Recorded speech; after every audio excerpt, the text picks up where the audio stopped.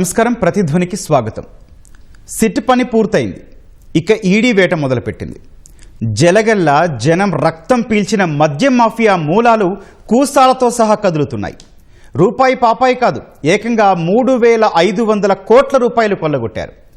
నానా రకాల అక్రమ మార్గాల్లో కోట్లకు కోట్లు చేతులు మార్చారు. 100 కోట్లు హవాలా మార్గాల్లో దేశం దాటించేశారు. ఈ మాట అంటే ఇప్పటి వరకు నాటి అధికార నేటి విపక్ష వైసీపీకి పొడుచుకొచ్చేది. కానీ ఇప్పుడు సాక్షాత్ ఎన్ఫోర్స్మెంట్ డైరెక్టరేట్ ఈడీ అదే అభియోగాలతో అరెస్టులు మొదలుపెట్టింది. సిట్ కేసులో A1గా ఉన్న అదే రాజ్ కేసిరెడ్డిని అరెస్ట్ చేసింది. మరి ఈ లైన్లో నెక్స్ట్ ఎవరు? అంతిమ లబ్ధిదారు వంతు వచ్చే టైం అయిందా? నాడు కేసు నమోదు నుంచి సిట్ దర్యాప్తు, ఇప్పుడు ఈడీ కొరడా వరకు పరిణామాలు ఏం చెబుతున్నాయి? ఇదే అంశంపై నేటి ప్రతిధ్వని. ఈరోజు చర్చలో పాల్గొన్న వారు ముప్పాళ్ల సుబ్బారావు గారు, ప్రముఖ న్యాయవాది, రాజమహేంద్రవరం నుంచి. నమస్తే అండి సుబ్బారావు గారు. అట్లాగే డివి శ్రీనివాస్ గారు కూడా ఉన్నారు, రాజకీయ విశ్లేషకులు, హైదరాబాద్ నుంచి. నమస్తే అండి శ్రీనివాస్ గారు. రైట్, సుబ్బారావు గారు, డైరెక్ట్ పాయింట్లోకి వెళ్దాం. ప్రభుత్వం చెబితే రాజకీయ విమర్శ అన్నారు, సిట్ చెబితేనేమో కక్ష సాధింపు అన్నారు. కానీ ఇప్పుడు స్వయంగా ఈడీ అరెస్టులు మొదలుపెట్టింది. రాష్ట్ర లిక్కర్ స్కామ్ దర్యాప్తు ఈ రోజుతో కొత్త మలుపు తిరిగింది అనుకోవచ్చా అండి?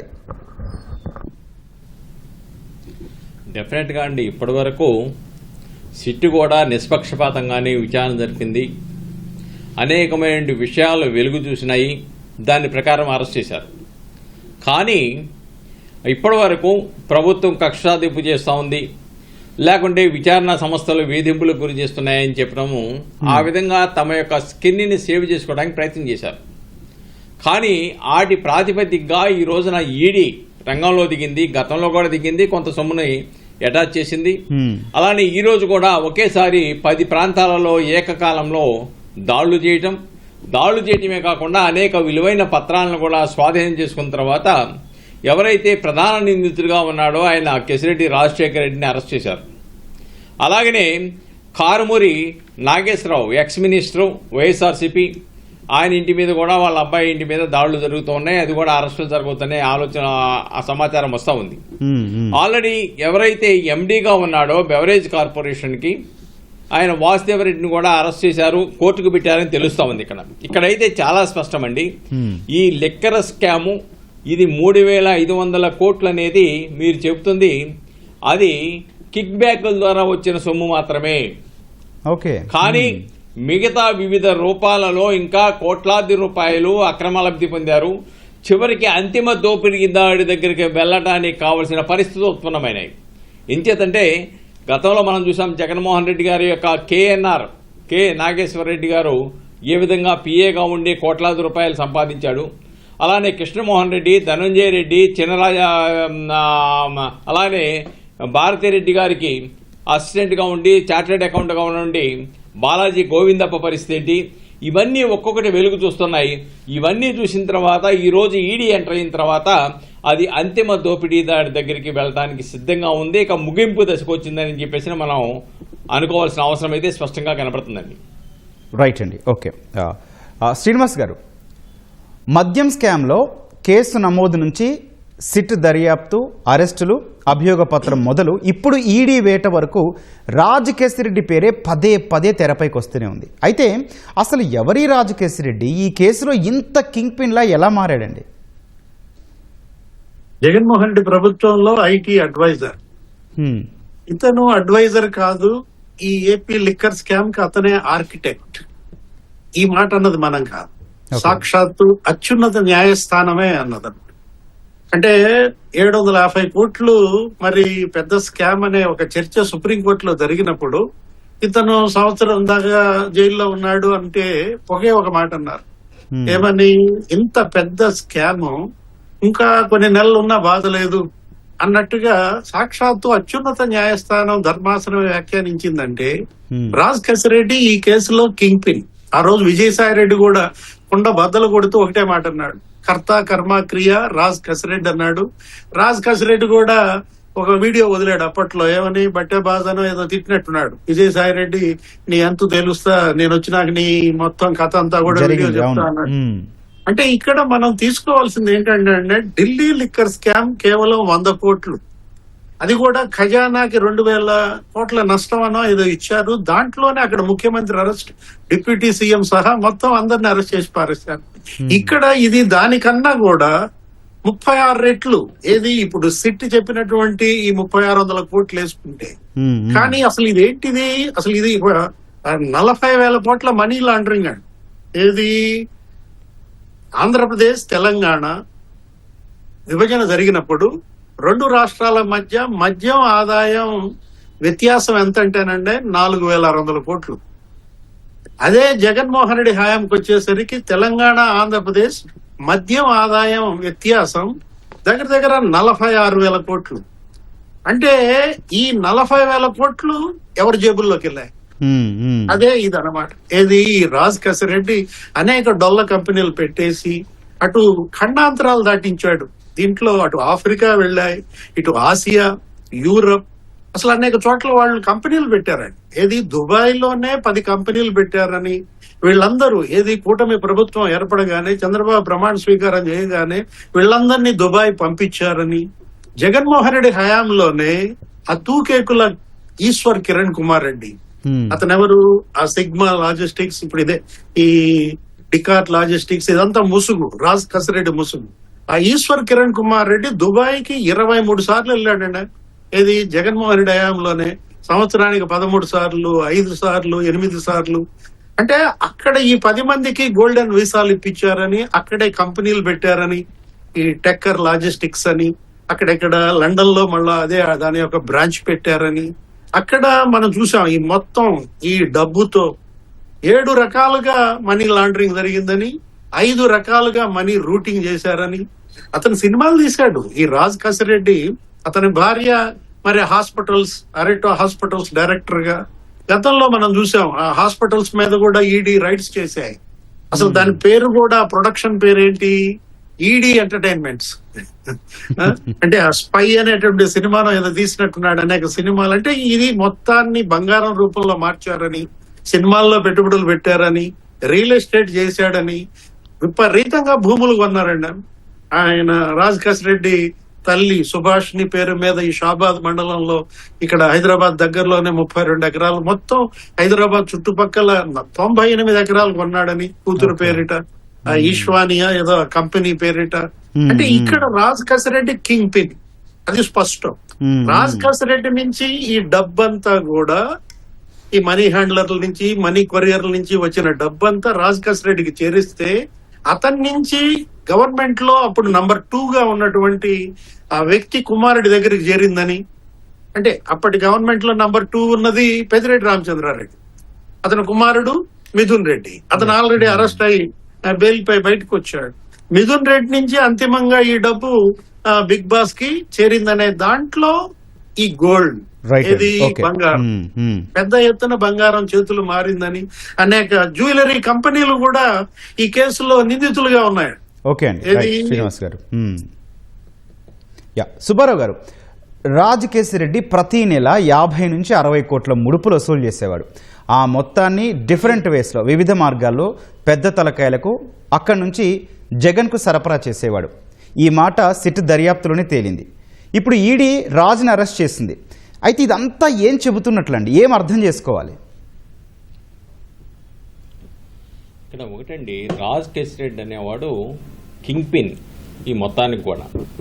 పాలసీ మార్చటంలో, ప్రైవేటు ప్రాంతాల్లో కూర్చొని పాలసీని నిర్ధారించడంలో, లేకుంటే జే బ్రాండ్లకి అనుమతులు ఇవ్వటంతో, లేదంటే రేట్లు పెంచడంలో, పర్సంటేజ్ కరెక్ట్ చేయటంలో, లేకుంటే వచ్చిన సొమ్ముని హవాలా రూపేణా వివిధ చట్టబద్ధంగా దాన్ని మార్చడానికి కావాల్సిన చర్యలు తీసుకోవడంలో కూడా కీలక భూమిక పోషించాడు కేసిరెడ్డి అనేది చాలా స్పష్టంగా తెలుస్తూ ఉంది. కాబట్టి కేసిరెడ్డి తాను ఆస్తులు కొన్నాడు, సరే కేసిరెడ్డి సొమ్ము కూడా కొంత అటాచ్మెంట్ చేసింది ఇప్పటికే ఈడీ. అయితే ఈ కేసిరెడ్డి తాను తినగా మిగిలింది ఎవరెవరికి ఇచ్చారని చెప్పేసి ఆల్రెడీ సిట్ విచారించింది, ఈడీ విచారిస్తూ ఉంది. ఈడీ కొన్ని వాల్యుబుల్ డాక్యుమెంట్లు కూడా తీసుకుంది, గతంలో వాళ్ళ కాల్ డేటా రికార్డులు తీసుకుంది, టెక్నికల్ ఎవిడెన్స్ కూడా తీసుకొని ఈ రోజున ఈడీ విచారణ చేస్తూ ఉంది. అయితే ఇక్కడ ఎవరైతే రాజ్ కేసిరెడ్డి ద్వారా ఈ సొమ్మంతా అక్రమ సొమ్ము వేలాది కోట్ల రూపాయలు వచ్చిందో ఆ సొమ్ము ఇందాక మిత్రులు చెప్పినట్టుగా మిథున్ రెడ్డి దగ్గరికి ఎలాగెళ్ళింది, లేకపోతే ఆ సొమ్ము అంతిమ దోపిడీదారుడి దగ్గరికి ఏ విధంగా వెళ్ళింది అనేది ఇక్కడ స్పష్టంగా విచారణ సంస్థలో వెలుగు చూస్తూ ఉన్నాయి. ఆల్రెడీ సిట్ ఇప్పటికే దాదాపుగా 4 ఛార్జ్షీట్లు వేసింది, 5వ ఛార్జ్షీట్ వేయడానికి సిద్ధంగా ఉంది. 2వ ఛార్జ్షీట్లో ఈ సొమ్ము జగన్ దగ్గరికి వెళ్ళాయనే సమాచారం అయితే రాబట్టగలిగింది. కాబట్టి ఈ రోజున చాలా స్పష్టంగా అసలు అంతిమ బెనిఫిషియరీ ఎవరు, అంతిమ దోపిడీదారుడు ఎవరు ఆ దిశగా వెళ్ళబోతుంది. ఎప్పుడైతే కేఎన్ రావు పిఏగా ఉన్న వ్యక్తి కోట్లాది రూపాయలతో దొరికాడు, ఏ విధంగా అయితే అతను చుట్టూ ఉన్నట్టు వందిమాగతులందరూ కూడా దీంట్లో ముద్దాయిలుగా అరెస్టులు కాబడ్డారు, వాళ్ళ పాత్ర ఎప్పుడైతే వెలుగు చూసిందే ఆనాడే ఈ రాష్ట్ర ప్రజలు అంతిమ దోపిడీదారుడు ఎవరని ఆల్రెడీ నిర్ధారించుకున్నారు. నిర్ధారించుకునే తమ ఓటు హక్కు ద్వారా తమ నిర్ణయం తెలియజేశారు. కానీ ఇక్కడ చాలా స్పష్టమండి, ఇప్పటి వరకు ఏదైతే రాజకీయ ప్రతీకార వాంఛతో చేస్తున్నారని చెప్పేసి అన్నారో దానికి అంతిమ పలుకు పలికింది ఈడీ ఈ రోజున దాడులు చేయటం, అలాగనే ఇప్పటికే 441 కోట్ల రూపాయలు ఆల్రెడీ అటాచ్ చేయటం, అలాగనే ఈ ఆస్తులు ఆదాయానికి మించి ఆస్తులు లభిస్తున్నాయి, హవాలా ద్వారా చేశారు, మనీ లాండరింగ్ దీంట్లో ఇన్వాల్వ్ అయి ఉంది, అక్రమ సంపాదన ఉంది. ఇవన్నీ కూడా ఈడీ దృష్టికి వచ్చిన తర్వాత ఈడీ రంగంలో దిగింది. మనం ఇప్పటి నుంచి అనుకుంటూ ఉన్నాం ఈడీ రంగంలో దిగవలసిన అవసరం ఉంది. ఇది ఈ రాష్ట్ర పరిధులు దాటి దేశ పరిధులు దాటి కూడా ఈ అక్రమ మద్యంలో సంపాదించిన అక్రమ సొమ్ము వెళ్ళింది వివిధ రూపాలలో అని చెప్పాం. దాని పర్యవసానం ఈ రోజున ఈడీ రంగంలో దిగింది. డెఫినెట్గా ఈడీ రంగంలో దిగిన తర్వాత అంతిమ దోపిడీదారుడు అంతు చూడకుండా ఈడీ కేసు ముగించే అవకాశాలే లేవు. త్వరలోనే సిట్ కూడా 5వ ఛార్జ్షీట్లో అంతిమ దోపిడీదారుని పెట్టేసి కేసు ముగింపుకు ఒక పునాదిరాయి అయిపోతుందనే విషయాన్ని మనం ఇక్కడ గమనించాలండి. రైట్, సుబ్బారావు గారు అదే కంటిన్యూ చేద్దాం. శ్రీనివాస్ గారు, సుబ్బారావు గారు కూడా చెప్తూ ఉన్నారు, అట్లాగే రాజకేశిరెడ్డి అరెస్ట్తో ఇప్పుడు రాజకీయ చర్చ మొత్తం అంతిమ లబ్ధిదారు వైపే వెళ్ళింది. సిట్ ఛార్జ్షీటు అట్లాగే ఈడీ రిమాండ్ రిపోర్ట్లోనూ ఒకే తరహా ఆరోపణలు కనిపిస్తున్నాయి ఓవరాల్గా. ఈ పరిస్థితిలో వైసీపీ నాయకత్వం ఇక రాజకీయ కుట్ర అని చెప్పి తప్పించుకోగలదా? ఇది రాజకీయ కుట్ర ఎలా అవుతుందండి? ఇది నరమేధం చేశారు. వీళ్ళు చేసింది దశల వారీ మద్య నిషేధం చేస్తున్నాము అని చెప్పి ఆయన ఆ రోజు మేనిఫెస్టోలో పెట్టాడు, పదే ఎన్నికల ప్రచారంలో చెప్పాడు. అసలు మద్యపానం వినియోగాన్ని తగ్గించడం కోసమే నేను రేట్లు పెంచానన్నాడు. అనేక రకాలుగా నమ్మబలికాడు. ఈ రోజు మనం చూసినట్లయితే వీళ్ళు అమ్మింది మద్యం కాదు, కాలపూట విషం. అప్పట్లో మిత్రులు ఎవరో ఇక్కడ ఒక 5 బ్రాండ్లకు సంబంధించినట్టు మద్యం శాంపుల్స్ తీసి ఎస్జిఎస్ ఇండియా ప్రైవేట్ లిమిటెడ్ అనే ల్యాబ్ కి పంపించారు ఇక్కడ చెన్నైలో. ఆ ల్యాబ్ కు పంపిస్తేనంటే ఈ మద్యంలో ఓల్కేనెనిన్, బెంజోక్వినోన్, స్కోపరోన్, పైరోగల్లోల్, డైమిథాక్సీ సిన్నమిక్ యాసిడ్ అనేటటువంటి అతి ప్రమాదకరమైన రసాయనాలు ఈ మద్యంలో ఉన్నాయని చెప్పి స్పష్టంగా 5 బ్రాండ్లు, ఏది అప్పట్లో పంపిన బ్రాండ్లు, ఈ రాయలసీమ, ఈ ఛాంపియన్, ఈ old timer, green choice, celebrity అనే ఏ బ్రాండ్లు అయితే శాంపిల్స్ పంపారు అందులో ఈ డేంజరస్ కెమికల్స్ ఉన్నాయని చెప్పి స్పష్టంగా ల్యాబ్ రిపోర్ట్ వచ్చిందండి. 30,000 మంది చనిపోయారండి. ఇది రాజకీయ కుట్ర ఎలా అవుద్దండి? ఏది అప్పట్లో పురంధేశ్వరి లేకపోతే చంద్రబాబు అసలు లేఖలు రాశారు. ఆమె అయితే అసలు పురంధేశ్వరి గారు అప్పట్లో మనం చూసాం, ఒక ఉద్యమం తీసుకుంది ఆమె బీజేపీ తరఫున, మొత్తం సీసాలు బగలగొట్టేసింది. చంద్రబాబు అయితే అసలు అప్పట్లో రాష్ట్రపతికి, సీజేకి, ప్రధానికి లేఖలు రాశారు దీనిపైన అసలు సిబిఐ ఎంక్వైరీ జరగాలంటూ. అంటే ఇది రాజకీయ కుట్ర అంటే చెప్తున్నాను అనమాట. ఇక్కడ మనం చూడాల్సింది ఇదొక కరప్షన్ గానో లేకపోతే ఒక క్రైమ్ గానో కాదండి. ఇది కేవలం అవినీతి కుంభకోణం, ఆర్థిక మరి కుంభకోణంగా చూడకూడదు. ఇదేంటిది? హ్యూమన్ ట్రాజడీ, నరమేధం జరిగింది. ఎంతో మంది చనిపోయారు. ఒక తూర్పు గోదావరి జిల్లాలోనే ఆ వైద్య ఆరోగ్య సేవ రిపోర్ట్ చూపిస్తే ఉమ్మడి జిల్లాలో 7,000 మంది చనిపోయారు ఈ మద్యం దాడి. అంటే 13 జిల్లాల్లో లెక్కేసుకోండి, దగ్గర అసలు 90,000 మంది చనిపోయినట్టుగా మనకు కనపడతాం. 40 లక్షల మంది కిడ్నీస్ దెబ్బతిన్నాయని, లివర్ దెబ్బతిన్నాయని రిపోర్టులు అక్కడ స్పష్టంగా ఉంటే ఇందులో రాజకీయ కుట్ర ఎలా అవుతుంది? ఇది మనం చూడాల్సింది అంటోంది అదే. ఏది ఇది Point. సిట్ గాని లేకపోతే ఈడీ గాని ఈ దోషుల్ని కఠినంగా శిక్షించాలండి. ఇది కేవలం రాజ్ కసిరెడ్డి, బూనేటి చాణక్య, వాసుదేవరెడ్డి, చెవిరెడ్డి భాస్కర్ రెడ్డి, మిథున్ రెడ్డి వీళ్ళ బ్యాంక్ అకౌంట్స్ ఎఫ్డీలో అవి ఫ్రీజ్ చేస్తే చాలదు, వాళ్ళ భూములు జప్తు చేస్తే సరిపోదండి. రైట్ అండి. బహిరంగంగా వీళ్ళకి ఉరి శిక్ష విధించాలి. ఎందుకంటే వీళ్ళు చేసిన నేరం అలాంటిదంటే నరమేధం చేశారు. అసలు జాతి క్షమించకూడని నేరం అన్నమాట. మనం అంటోంది ఢిల్లీ లిక్కర్ స్కామ్ కన్నా ఇది దగ్గర 100,000 రెట్లు పెద్దది అంటోంది. అందుకే అన్నమాట. ఓకే అండి. రైట్. దీనిపైన కేంద్ర ప్రభుత్వం ప్రత్యేక దృష్టి పెట్టాలి. సుబ్బారావు గారు, ఏపీ బెవరేజెస్ కార్పొరేషన్ పూర్వపు ఎండి వాసుదేవ్ రెడ్డి, ఆయన బంధువు నరసింహారెడ్డి ఇళ్ళు, ఆఫీసులో కూడా దాడులు కొనసాగుతున్నాయి. ఈ మద్యం కుంభకోణంలో వాళ్ళ పాత్ర ఏంటి? వారికి సంబంధించి సిట్ దర్యాప్తు ఏం తేల్చిందండి? ఒకటండి, ఆనాడు ప్రభుత్వానికి అనుకూలంగా ఉండే వాళ్ళని, వాసుదేవరెడ్డి లాంటి వాళ్ళని అనేక మందిని ఇక్కడ డిప్యూటేట్ చేసుకొని వాళ్ళకు కావాల్సిన రీతిలో దోచుకోవటానికి, దాచుకోవటానికి ఎవరు సహకరిస్తారో అలాంటి వాళ్ళని తెచ్చిపెట్టుకుంది. అలాంటి వాళ్ళలో వాసుదేవరెడ్డి ఒకళ్ళు. తాను దాచుకున్నాడు, దోచుకున్నాడు. కానీ ఇక్కడ చాలా స్పష్టం ఏంటంటే ఈ వాసుదేవరెడ్డి కూడా ప్రైవేటు ప్రాంతాల్లో ఉండి పాలసీ డెసిషన్లో భాగస్వామి అయ్యారనేది స్పష్టంగా చెప్తా ఉన్నారు. అంతేకాకుండా నిబంధనల విరుద్ధంగా పాలసీలు మార్చేయటం, లేకపోతే అక్రమంగా బెవరేజ్ నుంచి అక్రమంగా పంపడం, అవి కెసిరెడ్డి లాంటి వాళ్ళు ఏదైతే డైరెక్షన్స్ ఇచ్చారో ఆనాటి దీంట్లో భాగస్వాములుగా ఉన్న వాళ్ళు ఎవరైతే ఆదేశాలు ఇచ్చారో నిబంధనలకు విరుద్ధంగా ఆదేశాలకు తలోకి తాను కూడా ఆ అవినీతిలో భాగస్వామి అవటం అనేది ఇక్కడ వాసుదేవరెడ్డి మీద ఉన్నటువంటి ప్రధానమైన ఆరోపణ. కాబట్టి దాని ద్వారా అక్రమ సంపాదన సంపాదించడంలో ఈయన కూడా అన్వేషణ చేయగానే విచారణ సంస్థలు స్పష్టంగా చెప్తున్నాయి. అయితే ఈ సొమ్ముని ఆల్రెడీ వాసుదేవరెడ్డిని అరెస్ట్ చేశారు. ఈ వాసుదేవరెడ్డిని, కెసిరెడ్డిని కోర్టులో పెట్టారనేది ఒక సమాచారం వస్తా ఉంది. ఓకే. కానీ వీళ్ళ ఆస్తులు ఏవైతే ఉన్నాయో, ఆదాయానికి మించి ఆస్తులు ఏవైతే ఉన్నాయో, ఈ ఆస్తులను కూడా కొద్ది రోజుల్లోనే ఈడీ అటాచ్మెంట్ చేసేటువంటి అవకాశాలు స్పష్టంగా కనబడతా ఉన్నాయి. ఇక్కడ దీంట్లో జరిగినటువంటి ఈ మధ్యంలో జరిగినటువంటి అనేక అంశాలు, డొల్ల కంపెనీస్ కానీ, బోగస్ ఇన్వాయిస్ కానీ, రియల్ ఎస్టేట్లో పెడతాం కానీ, విదేశాలకు పంపడం కానీ, అనేకమైనటువంటి సినిమాలు తీయటం కానీ, ఇలాగ ఒకటి కాదు అన్ని రకాలుగా వాడారు.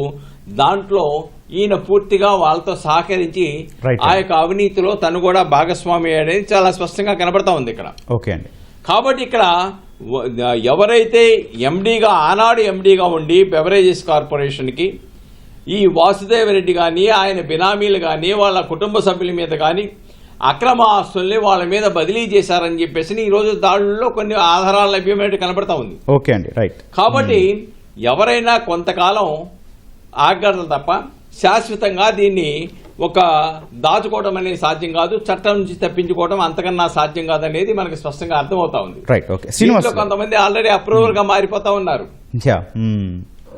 అది కూడా మాట్లాడదాం సార్. శ్రీనివాస్ గారు, ఈడీ నమోదు చేసిన ఈ కేసులో 33 మంది నిందితులుగా చేర్చారు. కానీ చిత్రం ఏంటంటే అందరూ వైకాపా ప్రభుత్వంలో పెద్దలు, జగన్ సన్నిహితులు, చివరకు సీఎంఓలో పనిచేసిన అధికారులు కూడా ఉన్నారు. ఇంకా లేదు కాదని సమర్థించుకోగలరండి వైకాపా నేతలు?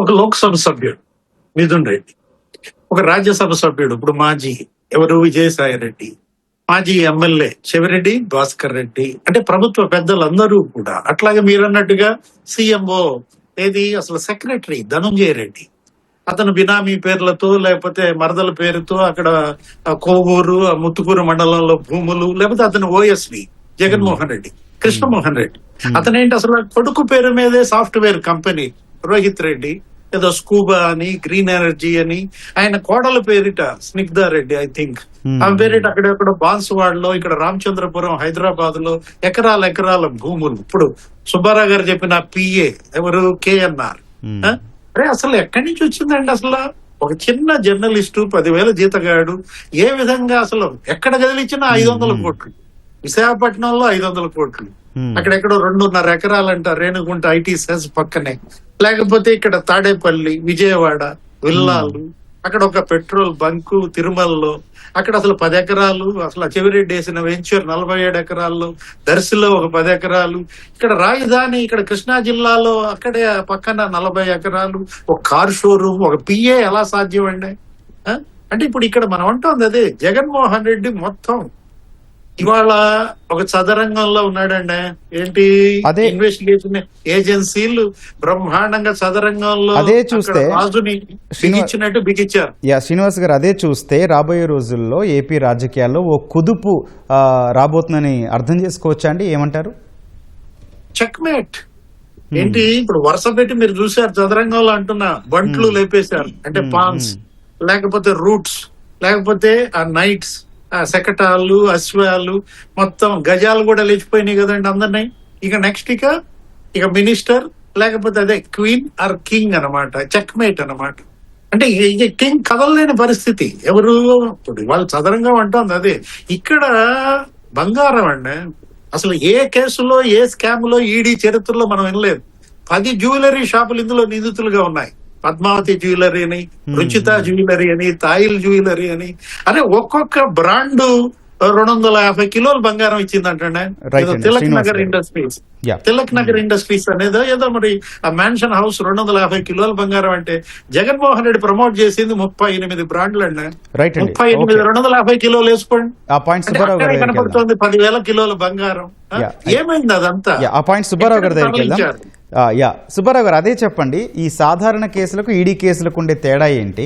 ఇప్పుడు మద్యం కేసుకు సంబంధించి ఈడీ లిస్టులో 33 మంది, దర్యాప్తులో వాళ్ళ వెనక నుంచి వెలుగు చూసే వ్యక్తులు ఎట్లాంటి పరిణామాలు ఎదుర్కోవాల్సి ఉంటుంది? ఒకవేళ నేర నిరూపణ అయితే ఎట్లాంటి శిక్షలు ఉంటాయి? ఇక్కడ ఒకటండి, కామన్గా ఏ మర్డర్ కేసు, మిగతా దెబ్బలాట్ల కేసు అయితే ప్రాసిక్యూషన్ ఎవరైతే కేసు పెట్టి విచారణ చేశారో వాళ్ళు నిరూపించాల్సిన పరిస్థితి ఏర్పడుతుంది. ఓకే. కానీ ఈడీ కేసుల్లో వీళ్ళు అక్రమ సంపాదన పొందారు అని ఏదైతే ఆరోపణ చేశారో, నేను అక్రమ సంపాదన కాదు, నేను సక్రమ సంపాదన నిరూపించుకునే బాధ్యత ముద్దాయి మీద ఉంటుంది. ఓకే. దీనికి దానికి ఉన్న అది అంతేకాకుండా అధికారుల ముందు నిందితులు కానీ లేకుంటే సాక్షులు కానీ ఇచ్చిన ఒప్పుదల స్టేట్మెంట్లు కానీ చెల్లుబాటు అవుతాయి కోర్టులో. కానీ మామూలు కేసుల్లో అయితే పోలీసు వాళ్ళ ముందు చెప్పినటువంటి ఒప్పుదల స్టేట్మెంట్ చెల్లుబాటు కాదు, కానీ దీంట్లో చెల్లుబాటు అవుతుంది. అలాగే ఒకవేళ అప్రూవర్గా ఎవరైనా మారితే అప్రూవర్గా మారిన వాళ్ళ యొక్క సాక్షిని న్యాయస్థానం పరిగణలోకి తీసుకొని శిక్షలు వేసే అవకాశాలు ఉంటాయి. ఒకవేళ నేరం నిరూపణ అయిన తర్వాత ఇది అక్రమ సంపాదన అని చెప్పేసి వాళ్ళకి శిక్షలు వేసేశారనుకోండి, ఆ సొమ్మంతా కూడా మనీ లాండరింగ్ చట్ట ప్రకారం కేంద్ర ప్రభుత్వం వశమవుతుంది తప్ప ఈ నిందితులకి ఎవరికి ఆ అటాచ్ చేసిన సొమ్ము దక్కలపడదు. రెండోది, దీంట్లో దాదాపుగా 7 సంవత్సరాల నుంచి ఆ పెట్టే సెక్షన్లను బట్టి 10 సంవత్సరాల పై వరకు శిక్షలు పడే అవకాశాలు ఉన్నాయి. ఇక్కడ మీరు చెప్పారు, ఇప్పటి వరకు కొంతమంది వెలుగు చూసిన వాళ్లే ఈ 33 మంది వచ్చారు. అవును. ఇది ఇంతటితో ఇది ఆగదు. దీంట్లో అంతిమ దోపిడీదారుడు అని నిర్ధారించకుండా ఈ కేసే లేదు. అసలు ఎవరు అసలు బెనిఫిషియర్లు, ఎన్నికల్లో ఖర్చు పెడితే ఎవరు లబ్ధి పొందుతారు, ఈ సొమ్మంతా ఎక్కడికి ఏ రూపేనా చివరికి చేరింది, అది ఎక్కడ లబ్ధి పొందాడు, అంతిమ దోపిడీదారుడు అంతిమ లబ్ధిదారుడిని ప్రస్తావించకుండా కేసే ఉండదు. కాబట్టి చివరికి మరికొంతమంది కూడా ఆనాటి పాలనలో ఉన్నటువంటి ప్రముఖులు కొంతమంది దగ్గరికి ఈ రోజున తలుపులు తట్టబోతా ఉంది. వాళ్ళకి నోటీసులు కూడా ఈడీ ఇవ్వడానికి అవకాశాలు స్పష్టంగా కనబడతా ఉన్నాయి. డెఫినెట్ గా అంతిమ దోపిడీదారుడు నిర్ధారించేంటి సమయం ఆసన్నమైంది. ఏదైతే ఈ రాష్ట్ర ప్రజలు ఆకాంక్షిస్తా ఉన్నారో, కోరుకుంటున్నారో, ఈ అక్రమ మద్యంతో కోట్లాది రూపాయలు గడించారు, దీంట్లో అంతిమ దోపిడీదారుని పట్టుకోవాలి, అంతిమ లబ్ధిదారుని చట్ట ప్రకారం చర్యలు తీసుకోవాలనుకుంటున్నారు. ఆ కోరిక నెరవేరబోతుందనేది మనం ఇక్కడ గమనించాలి. ఈ కేసు ఏ డైవర్షన్ తీసుకుంటుందో చూద్దామండి. రైట్ అండి, ధన్యవాదాలండి ముప్పాళ్ల సుబ్బారావు గారు, డివి శ్రీనివాస్ గారు చర్చలో పాల్గొన్నందుకు. థ్యాంక్ యూ అండి. ఇది నేటి ప్రతిధ్వని. నమస్కారం.